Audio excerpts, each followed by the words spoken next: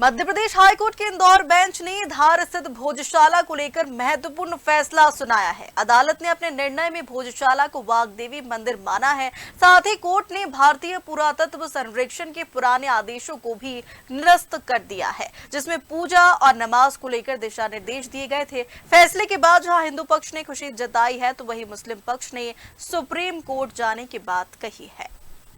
धार भोजशाला विवाद पर महाफैसला। हाईकोर्ट के इंदौर बेंच ने किया ऐतिहासिक निर्णय। मस्जिद नहीं है, मंदिर है, धार की भोजशाला। हाईकोर्ट के फैसले पर हिंदू पक्ष ने जताई खुशी। मध्य प्रदेश हाईकोर्ट के इंदौर बेंच ने शुक्रवार को धार भोजशाला मामले में महत्वपूर्ण फैसला सुनाया। अदालत ने कहा कि भोजशाला का मूल स्वरूप संस्कृत शिक्षा केंद्र और देवी वाग्देवी सरस्वती के मंदिर के रूप में स्थापित होता है। कोर्ट ने अपने फैसले में एएसआई की वैज्ञानिक सर्वे रिपोर्ट और ऐतिहासिक दस्तावेजों पर भरोसा जताया। अदालत ने कहा कि पुरातत्व एक विज्ञान है और वैज्ञानिक अध्ययन के आधार पर निकाले गए निष्कर्षों पर भरोसा किया जा सकता है। हाईकोर्ट ने यह भी माना कि विवादित स्थल पर हिंदू पूजा की निरंतरता कभी समाप्त नहीं हुई। अदालत के अनुसार भोजशाला परिसर परमार वंश के राजा भोज के समय का संस्कृत अध्ययन केंद्र था और इसे संरक्षित स्मारक का दर्जा प्राप्त है। कोर्ट ने केंद्र सरकार और भारतीय पुरातत्व सर्वेक्षण को परिसर के प्रबंधन और संरक्षण के निर्देश दिए हैं। भोजशाला मामले में हाई कोर्ट के फैसले के बाद अधिवक्ता विष्णु शंकर जैन ने इसे ऐतिहासिक फैसला बताया। उन्होंने कहा कि अदालत ने साफ तौर पर भोजशाला को मंदिर माना है और हिंदू पक्ष की मूल मांग को स्वीकार किया है। आज भोजशाला के केस में ऑनरेबल इंदौर हाईकोर्ट का बहुत ऐतिहासिक फैसला आया है। इंदौर हाईकोर्ट ने जो एएसआई का 7 जनवरी 2003 का ऑर्डर है उसको पार्शली क्रैश किया है और हिंदू समाज के लोगों को वहाँ पे पूजा पाठ का अधिकार दिया है। कोर्ट ने भोजशाला कॉम्प्लेक्स को राजा भोज का माना है, एक सरस्वती स्कूल माना है लर्निंग का। साथ ही साथ इसमें सबसे महत्वपूर्ण बात यह है कि भोजशाला के केस में जो हमारी मांग थी कि वहाँ से म्यूजियम से मूर्ति वापस लाई जाए, कोर्ट ने कहा है कि सरकार इस रिप्रेजेंटेशन को कंसिडर करे और साथ ही साथ कोर्ट ने यह भी कहा है कि जो मुस्लिम पक्ष हैं वो सरकार को रिप्रेजेंटेशन दे सकते हैं, जो रिस्पोंडेंट नंबर 8 है मौला कमालुद्दीन की तरफ से, और उनको अल्टरनेट लैंड देने के लिए सरकार उस पर विचार करे। और सबसे महत्वपूर्ण बात यह है कि कोर्ट ने यहाँ पे हमें पूजा पाठ का अधिकार दिया है। मैनेजमेंट के लिए सरकार को कहा है कि वो इसके मैनेजमेंट के लिए चीजें देखे और जो एएसआई का ऑर्डर था 7 अप्रैल 2003 का, जो यहाँ पे नमाज की अनुमति देता था, उसको कोर्ट ने सिरे से खारिज कर दिया है। अब वहाँ पे सिर्फ पूजा होगी। उस पूरे परिसर का जो स्वरूप है वो एक हिंदू मंदिर का स्वरूप माना है कोर्ट ने, सरस्वती मंदिर का माना है। आज नमाज हुई सर वहाँ पर, आज आखिरी दिन था क्योंकि अब आज कोर्ट का ऑर्डर है। कमाल मौलाना परिसर को लेकर के क्या कहा गया है? पूरे कमाल मौला जो ये भोजशाला परिसर है, बाहर का जो एक और कमाल मौलाना नहीं, उसके लिए कुछ नहीं कहा गया। वो तो यहाँ पे सब्जेक्ट मैटर में नहीं था। कोर्ट ने मौला कमालुद्दीन को ये कहा है कि वो अल्टरनेट लैंड के लिए सरकार को प्रत्यावेदन दे सकते हैं और सरकार उसको कंसिडर करे। मतलब मूल बात यह है कि इस पूरे परिसर को जो हमारी मांग थी, हमारे हर एक आर्गुमेंट को कोर्ट ने माना है और इसके स्वरूप को एक हिंदू मंदिर का परिसर घोषित किया। मुस्लिम पक्ष का किसी प्रकार का कोई अधिकार नहीं है उसमें, और मुस्लिम पक्ष ने कोर्ट ने कहा है कि अगर वो चाहें तो सरकार को रिप्रेजेंटेशन दे सकते हैं और अल्टरनेट लैंड देने के लिए धार के अंदर कहीं भी सरकार उसको कंसिडर करे। अल्टरनेट लैंड दी जाएगी? नहीं, कोर्ट ने ये कहा है, जो कोर्ट का वर्ड है मैं वो बता रहा हूँ कि अल्टरनेट लैंड के लिए वो प्रत्यावेदन देंगे, चाहे वक्फ बोर्ड की तरफ से, चाहे मौलाना कमालुद्दीन की तरफ से, और फिर उसको सरकार कंसिडर। जिस तरह राम मंदिर में किया गया था उसी जी अलग कोर्ट ने ये कहा है। देखिए, जो कोर्ट की वर्ड से मैं वो बता रहा हूँ, मस्जिद के लिए मतलब अलग जगह दी जाएगी। उन्होंने कहा दी जाएगी नहीं, अगर मांग की जाती है सरकार उसको कंसिडर करेगी जी, ये कहा है। कितने पेज का सर ये डिसीजन है? और ये तो अब अपलोड होगा तो पता चलेगा, पर काफी बल्कि ये ऑर्डर है।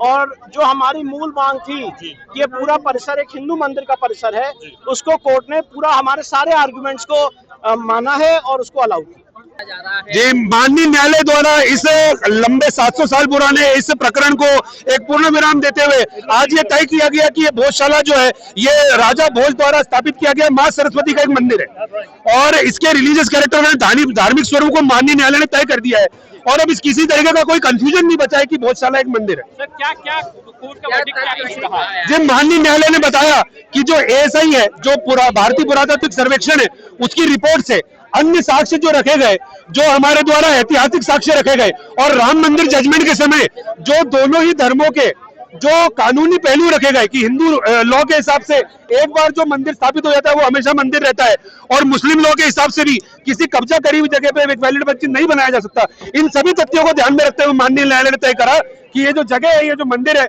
ये भोजशाला एक सरस्वती माँ का मंदिर है और इनको को वापस सौंपा जाए। क्या मुस्लिम पक्ष को दूसरी जगह दी जाएगी जिस तरीके से? जी, माननीय न्यायालय ने ये कहा है कि अगर मुस्लिम पक्ष चाहे तो सरकार को एक आवेदन दे सकता है और सरकार मुस्लिम पक्ष के आवेदन पर विचार कर सकती है कि क्या उनको कोई अलग जगह, कोई दूसरी जगह मस्जिद बनाने के लिए दी जाए या नहीं दी जाए। लंदन से भी मूर्ति लाई जाएगी।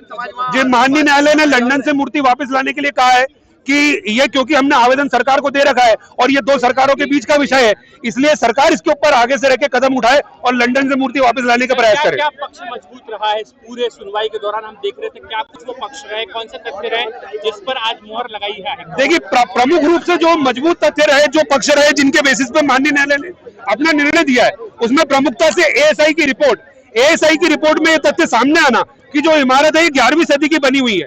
उसके अलावा जो बीच का हवन कुंड है, ये हवन कुंड ईंटों का बना हुआ है और ईंटों की जो तारीख है, मतलब ईंटें जो है वो ईंटें भी उसी 11वीं सदी की, जिस 11वीं सदी की इसकी फाउंडेशन की यानी नींव की ईंटें हैं।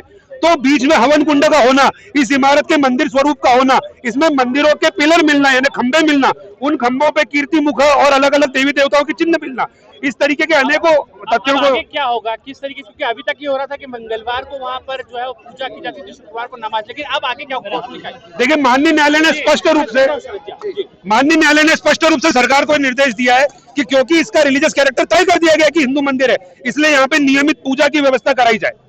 तो अब आगे सरकार को तय करना होगा कितनी जल्दी से जल्दी हिंदुओं की भावनाओं का सम्मान करते हुए यहाँ पे प्रयास पूर्वक आज से ही नियमित पूजा वापस चालू होनी चाहिए और ये रोज की नियमित पूजा होगी। यहाँ पे किसी भी तरीके की नमाज की या अन्य किसी भी धर्म की पूजा पद्धति की पाबंदी रहेगी। अच्छा, मुस्लिम समाज ने एएसआई सर्वे रिपोर्ट को चैलेंज किया था और ये कहा था उस समय कि यहाँ पर जो मूर्तियां दिखती हैं वो पहले से केमिकल वॉश, कई आरोप लगाए।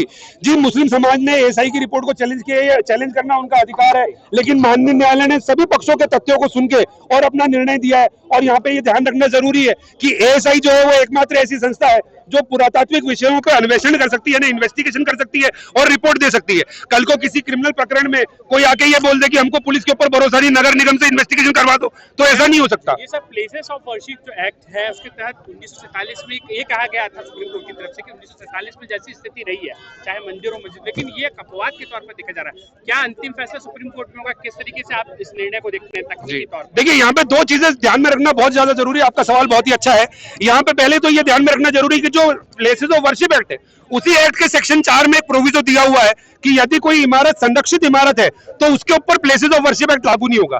तो ये इमारत क्योंकि एएसआई की संरक्षित इमारत थी इसलिए इस पे लागू नहीं है। लेकिन एक और दूसरा पहलू है कि प्लेसेस ऑफ वर्शिप एक्ट में ये लिखा है कि किसी भी इमारत के धार्मिक स्वरूप को 1947 के जैसा बनाए रखना जरूरी है, लेकिन 1947 में धार्मिक स्वरूप क्या था यह तय करने का अधिकार अदालत को है। ये पहले श्री राम मंदिर जजमेंट से और उसके बाद काशी विश्वनाथ के जजमेंट से और आज इस जजमेंट से ये लॉ जो है एस्टेब्लिश हो चुका है। क्या आप लेकिन सुप्रीम कोर्ट जी तो प्लेसेस ऑफ वर्शिप एक्ट के तहत किसी भी इमारत के धार्मिक स्वरूप को कोर्ट से तय किया जा सकता है, जैसे आज माननीय न्यायालय ने धार्मिक स्वरूप तय किया है। देखिए, एज अ लॉयर मैं इस फैसले से संतुष्ट नहीं हूँ और मुस्लिम पक्ष की तरफ से जहां तक जो भी दस्तावेज रखे गए थे या जो हमने जो भी डॉक्यूमेंट्स पेश किए थे, ऐतिहासिक तथ्य पेश किए थे, उन सबको नकारते हुए जजमेंट आया है। तो अभी पूरा जजमेंट जो भी है उसको रीड करके और फिर हम आगे का कोर्स ऑफ एक्शन डिसाइड करेंगे कि हमें सुप्रीम कोर्ट किस ग्राउंड पे जाना है। पर अभी फिलहाल की स्थिति में तो यह है कि उसको मंदिर घोषित किया गया है और एएसआई के जो फैक्ट्स हैं उसी आधार पर उसको घोषित किया गया है। अगर भाई ऐसे कौन से तथ्य थे जिसको मजबूती से मुस्लिम पक्ष जो है न्यायालय में नहीं रख पाया जिसके कारण उसका फैसला? मेरे ख्याल में ऐसा कोई भी तथ्य नहीं था कि जिसको मजबूती से नहीं रखा गया। ये बात अलग है कि उसको कंसिडर नहीं किया गया, पर तथ्य तो सारे रखे गए थे। 1935 के हवाले, उससे पहले के भी हवाले, किताबें हिस्टोरियंस और हिस्टोरिकल जो भी आप कहें कि राइटिंग्स थी और ये सारी चीजें थी, ये सब भी रखे गए थे। तो उनको कंसिडर नहीं किया गया है, किस तरीके से कंसिडर किया गया है ये जजमेंट पढ़ के समझ में आएगा। अब नेक्स्ट स्टेप क्या होगी? जजमेंट पढ़ने के बाद इसमें आगे फिर हम ये तय करेंगे कि further course of action. Supreme court जाहिर बात है इस ऑर्डर को चैलेंज करने जाएंगे, लेकिन किस तरह से जाएंगे, क्या ग्राउंड्स लेके जाएंगे, वो हम तय करेंगे जजमेंट पढ़ने के बाद। अच्छा, कोर्ट ने एक और टिप्पणी करी है कि अगर मुस्लिम समाज चाहता है कि उसको नमाज पढ़ने के लिए कोई जगह है तो उसको राज्य शासन से अपील करने की।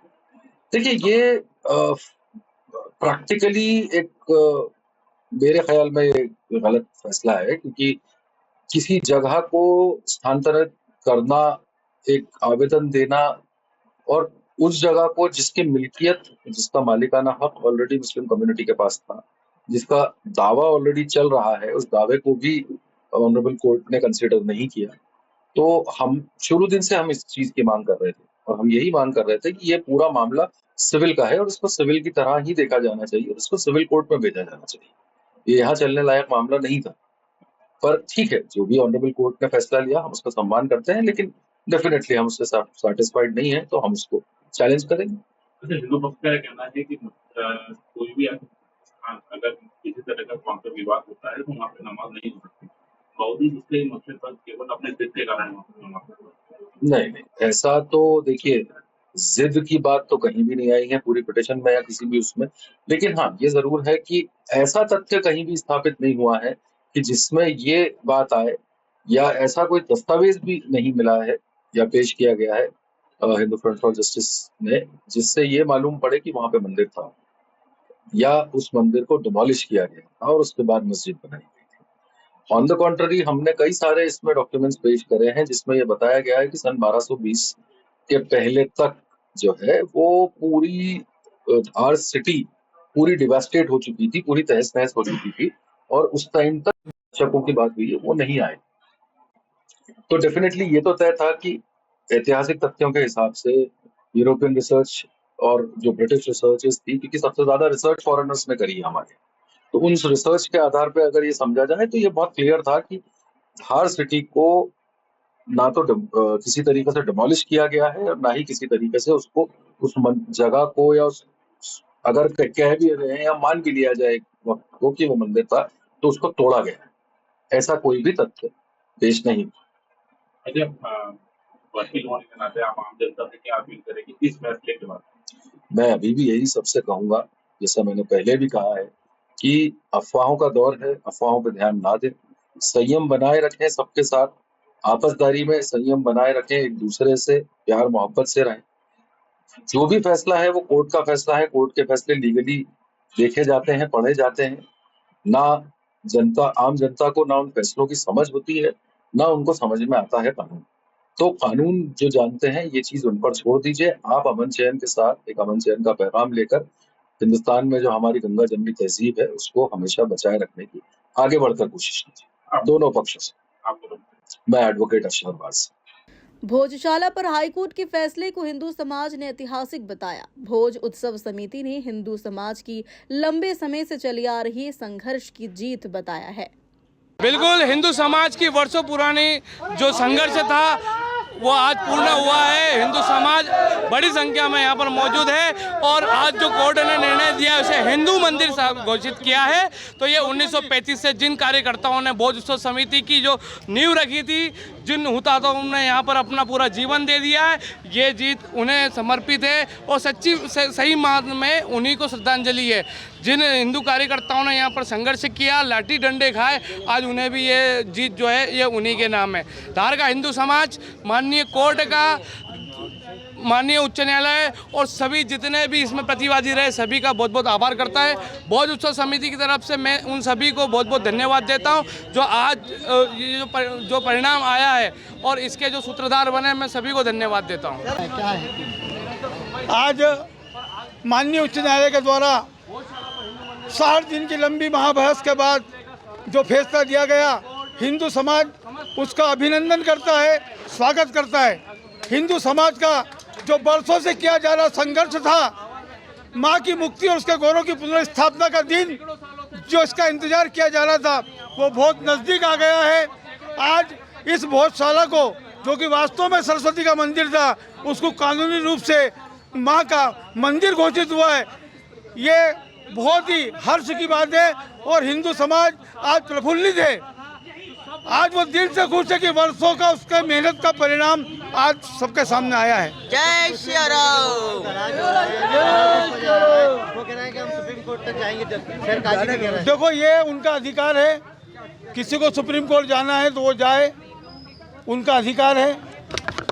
इसके बारे में मैं कुछ भी नहीं कहूँगा। मतलब फैसला जो आया उसका स्वागत आप सभी आज खुशी। माननीय उच्च न्यायालय द्वारा जो परिणाम दिया गया है उसका हम स्वागत करते हैं, उसका हम सम्मान करते हैं और उनके निर्देशों के अनुसार हम यहाँ पर उनका पालन करेंगे। कोर्ट का फैसला हिंदू समाज के पक्ष में है, क्या करेंगे? हिंदू समाज आज बहुत ही उत्साह में है। लगभग 720 वर्षों का उनका जो संघर्ष था वो आज पूरा होने जा रहा है। साथ ही में उन 3 शहीदों को नमन करना चाहूँगा जो इस आंदोलन में शहीद हुए थे, और साथ ही सारे कार्यकर्ताओं को जो इस आंदोलन में सतत सत्याग्रह के माध्यम से और आंदोलनों के माध्यम से इस भोजशाला को उन्होंने हिंदुओं के हृदय में जीवित रखा। और आज का जो निर्णय उच्च न्यायालय इंदौर के द्वारा आया है, हम उसका स्वागत, अभिनंदन और वंदन करते हैं। जय श्री राम। राजा भोज की जय। वहीं हाईकोर्ट के फैसले पर धार के शहर काजी ने सुप्रीम में इस फैसले को चुनौती देने की बात कही। उन्होंने कहा कि हम हाईकोर्ट के फैसले का सम्मान करते हैं। सलमान खुर्शीद ने मुस्लिम पक्ष की ओर से दलीलें रखी। अब हम कोर्ट के फैसले का अध्ययन करेंगे और सुप्रीम कोर्ट में अपील करेंगे। फैसला बहुत आश्चर्यजनक है और हमारे जो तथ्य रखे थे हमारे विद्वान वकील साहब ने, सलमान खुर्शीद साहब ने, शोभा मेनन साहब ने, उसके लेकर हमको पूरा उम्मीद थी कि इस तथ्यों को माननीय हाईकोर्ट सुनेगी और हमारे पक्ष में फैसला करेगी। लेकिन कहीं का इतिहास और कहीं के आधार पे जो जो माननीय हाईकोर्ट ने बोला तो उसके निर्णय का हम सम्मान करते हुए कहते हैं कि ये निर्णय समाज को स्वीकार नहीं है। उसमें जो भी खामियां हैं उसको लेकर हमारा जो संवैधानिक अधिकार है तो उसको लेकर हम जरूर सुप्रीम कोर्ट जाएंगे। एएसआई की जो रिपोर्ट है उसके बारे में जो कहा गया है तो मैं आपको बता देना चाहता हूं कि एएसआई की रिपोर्ट एक झूठ का पुलिंदा है। माननीय उच्चतम न्यायालय ने कहा था कि आप फिजिकल एक्सट्रीमिज्म मत कीजिएगा, लेकिन इसने किया। ये बात हमने हाईकोर्ट के सामने रखी थी। माननीय न्यायालय ने कहा था सुप्रीम कोर्ट ने कि कार्बन डेटिंग होना चाहिए। इन्होंने कार्बन डेटिंग की कॉपी हाईकोर्ट में प्रस्तुत नहीं की। इन्होंने माननीय सुप्रीम कोर्ट ने कहा था कि कलर्ड फोटोग्राफ होना चाहिए, इन्होंने हाईकोर्ट के अंदर वो भी नहीं करे। उसके बाद ये फैसला आता है तो यकीनन फैसले की समीक्षा करेंगे और यथासंभव जितनी जल्दी होगा हमारे वकील सुप्रीम कोर्ट में जाएंगे। और ये जो याचिका लगाई थी मैं आपको बता दूं ये भी एक झूठ के आधार पर लगाई गई थी कि 2003 में मुसलमानों को नमाज़ पढ़ने की परमिशन दी गई। ऐसा नहीं है। यहाँ का बच्चा जानता है कि कब से नमाज़ हो रही है। 800 साल से 750 साल से तकरीबन मुस्लिम समाज यहाँ नमाज़ अदा कर रहा है। विभिन्न डॉक्यूमेंट, गजट नोटिफिकेशन 1935 का और मराठा स्टेट का गजट नोटिफिकेशन माननीय हाईकोर्ट में प्रस्तुत किया था। उसके बाद भी ये फैसला आया तो ज़रूर इसकी पूरी समीक्षा की जाएगी। अभी पूरा फैसला पढ़ा नहीं गया है, समीक्षा नहीं हुई है। जैसे होंगे वो जो भी कानूनी खामी होंगे उसको लेकर सुप्रीम कोर्ट जरूर जाएंगे। अगला कदम क्या होगा? बिल्कुल यकीनन सुप्रीम कोर्ट में इसको ले जाएंगे, जो भी हमारा अधिकार उसका इस्तेमाल किया जाएगा। आज का फैसला लगता है कि आपके विपरीत गया है? आज से जो फैसला हुआ है ये लगता है कि आपके खिलाफ गया है? अभी इस फैसले को पूरा पढ़ा नहीं है, समीक्षा नहीं हुई है। एक बार उसको पढ़ लिया जाए तो उसके बाद किया जाएगा, क्योंकि 2003 का जो आदेश है तो हम भी तो यही बोल रहे थे कि 2003 का आर्कोलॉजिकल डिपार्टमेंट ने जो आदेश है, आप एक बात समझ लें कि 1940 एक कानून बना हुआ है आर्कोलॉजिकल डिपार्टमेंट का 1958 का, और बार बार उसमें अमेंडमेंट हुआ जो भी, उसमें ये बताया गया 1947 के बाद आप कोई नई चीज़ यहाँ लागू नहीं कर सकते। अब नमाज तो 1947 के पहले से चल रही है। अब ये यहाँ पर एक नया कोई काम लागू होगा तो क्या इस कानून का पालन होगा कि नहीं होगा? अगर ये कानून का पालन हो, इस कानून को हटाना है तो संसद के दोनों सत्र बैठेंगे और जब इस कानून को हटाया जाएगा, हर कोई अपनी मर्जी से यहाँ पर इकट्ठा करके अंदर नहीं घुस सकता। इसको लेकर प्रशासन ने अपने नियम और कानून देख लेना चाहिए। वहीं भोजशाला फैसले को लेकर धार में सुरक्षा व्यवस्था का पुख्ता इंतजाम किए गए। रैपिड एक्शन फोर्स ने निरंतर फ्लैग मार्च करती नजर आई। वहीं संवेदनशील क्षेत्रों में भारी पुलिस बल तैनात किया था। कब से लागू होगा फैसला? देखिए, माननीय हाई कोर्ट का जो फैसला है, माननीय हाई कोर्ट का फैसला इसलिए सर्वमान्य में है और इस फैसले के बाद शहर में कानून व्यवस्था सुदृढ़ है, कहीं कोई तरह से स्थिति खराब नहीं। इसके लिए हम लोगों ने काफ़ी पुख्ता इंतजाम किया हुआ है। हमारे पास QRF है, RF है, STF है, SF है, लोन वज्र वाहन है, CCTV कैमरे हैं इसके साथ उन्होंने इंटरनेट सिस्टम को काफ़ी स्ट्रॉन्ग किया है कि किस गली में किस मोहल्ले में क्या क्या बातचीत हो रही है, और उसको हम लोगों ने स्ट्रॉन्ग करके एक पुख्ता निगाह रखा है। तो मुझे पूरी उम्मीद है धार की जनता से कि इस फैसले के बाद पूरी धार की जनता सर्व समाज के लोग इस फैसले का सम्मान करेंगे और कानून व्यवस्था बनाए रखेंगे, पुलिस प्रशासन का सहयोग करेंगे। साथ में मैं ये भी बताना चाहूँगा कि कोई भी आदमी अगर थोड़ा भी कानून व्यवस्था बिगाड़ने का प्रयास करेगा, हमारी पूरी तरह निगाह है, सख्ती से पकड़ने में हिचकेंगे भी नहीं।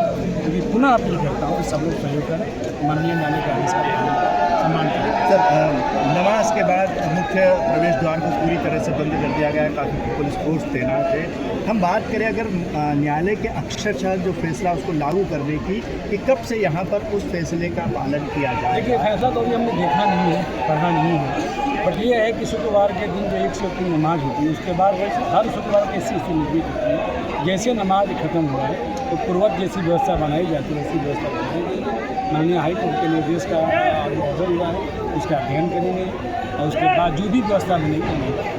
Thank you. Bureau report.